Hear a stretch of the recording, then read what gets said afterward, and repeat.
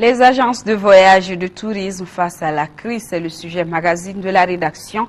Elles jouent un rôle important dans la destination Mali, mais à cause de la crise au nord du pays, les rendements dans le secteur du tourisme ont chuté. Par exemple, en temps normal, l'arrivée de touristes à Mopti et Tombouctou apportait en une semaine au Mali plus de 30 milliards de francs CFA. Alpha Mega fait le tour de quelques agences de voyage. Elles sont nombreuses les agences de voyage et de tourisme recensées officiellement par l'Office malien du tourisme et d'hôtellerie OMATO. À ce jour, l'OMATO a dénombré 236. Toutes ces agences jouent d'habitude un rôle important en ce qui concerne la fréquentation de la destination touristique au Mali. Et qu'en est-il en ces moments précis? À notre niveau, il y a 3 types d'activités. Il y a l'activité pèlerinage, il y a l'activité billetterie, il y a l'activité tourisme. Avec la situation actuelle, il y a un arrêt total de nos activités. Mais depuis qu'il y a eu le problème des otages, il n'y a plus de touristes qui viennent au Mali. Et en général, les touristes préfèrent toujours prendre les billets d'avion avec les agences localement. On leur vend ce qu'on appelle un package. Aujourd'hui, il n'y a pratiquement plus de vente. Voilà donc un an que tous les segments de marché sont touchés. Cela est valable pour le tourisme d'agrément que le tourisme d'affaires. Parmi les raisons, la situation sécuritaire socio-politique qui prévaut actuellement dans le pays.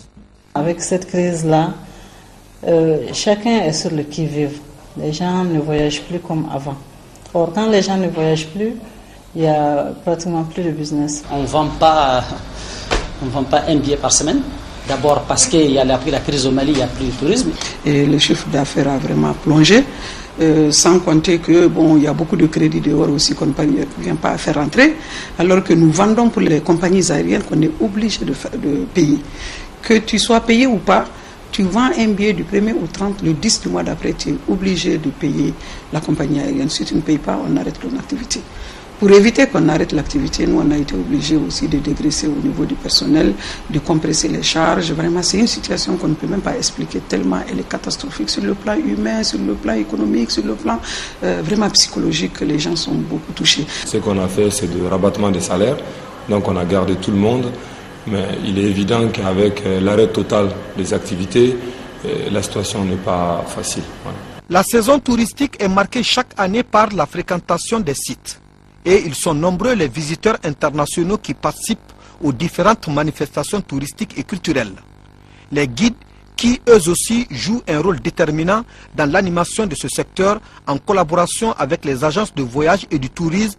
La situation devient de plus en plus grave parce qu'il n'y a personne qui sert ce boulot et puis on est dans des situations difficiles et puis chacun n'arrive même pas à s'en sortir et puis on se pose ici à la maison des jeunes tous les jours et on rentre le soir.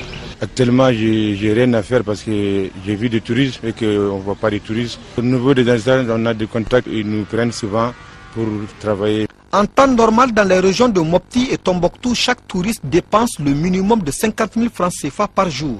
Et tenez-vous bien, en 2010, en une semaine, 85 000 touristes ont apporté au Mali plus de 32 milliards de francs CFA. En temps normal, c'était le nouveau pétrole du Mali, parce que le tourisme est vraiment le pétrole des pays pauvres ou même riches, même les États les plus riches vivent surtout du tourisme. Et le Mali était une destination qui a vu le jour et qui commençait à avancer chaque année un peu plus, parce que le tourisme faisait vivre beaucoup de Maliens. Un touriste rapportait au minimum, pour le plus pauvre, 80 € par jour. Au moins, il va les dépenser. C'est 50 000 francs CFA, ça c'est le minimum. Sinon, il y a des touristes qui dépensent beaucoup plus par jour parce qu'il y a des circuits qui coûtent par semaine plus de 1 400 €, 1 700, 2 000 € par touriste. Ça encore, c'est le formel. Il y a l'informel qui est là, qui fait beaucoup de milliards encore cachés, non répertoriés, non notifiés. Pendant la même période, la crise a été ressentie au niveau de l'artisanat. 89 agences de Tombouctou, Gao, Kidal ont vu leur chiffre d'affaires chuter de 22 à 8 millions de francs CFA en un seul mois. L'artisanat par rapport à ce que ça produit comme devise à travers la vente de production, beaucoup plus du secteur du tourisme parce que ce sont les touristes qui achètent les souvenirs et tout ça. L'artisanat occupe à peu près 90% de la population et peut-être quelque part plus de 90% des populations du Nord. Parce que chaque habitant du Nord est pratiquement un artisan à part. Du côté des agences de voyage et de tourisme, on est convaincu d'une chose, mieux vaut prévenir que guérir. On doit mettre les agences de voyage dans la même situation que dire, parce que c'est ce qui a toujours été dans tous les pays d'ailleurs d'Afrique et du monde par ailleurs. C'est-à-dire que les agences de voyage, on les a toujours classés comme les salaires. C'est-à-dire dès qu'on paye les salaires, on paye les agences de voyage. Pour la simple raison qu'on sait que les agences de voyage aident aussi l'État parce que les agences de voyage donnent des billets à crédit à l'État. Les compagnies ne donnent pas de billets à crédit à l'État. Donc ce qui nous touche, ça touche l'État d'une façon ou d'une autre. Donc l'État doit se trouver dans l'obligation de trouver une situation pour que toutes les agences de voyage ne meurent pas. Au regard de cette situation catastrophique, quelques mesures ont été élaborées par le département ministériel en charge du tourisme. Il s'agit surtout de mesures qui visent à aider les agences de voyage et de tourisme à se maintenir en attendant des lendemains meilleurs. Concrètement, le département envisage d'accompagner le secteur par des systèmes d'allègement, des allègements fiscaux en termes de taxes, en termes d'impôts, mais aussi de recherche de mémorandums auprès de l'énergie du Mali en ce qui concerne le secteur eau, électricité, INPS, pour voir dans quelle mesure on peut effectivement soulager les opérateurs du secteur. La situation que vit le Mali et dont il a hâte de sortir a été éprouvante à tous les niveaux.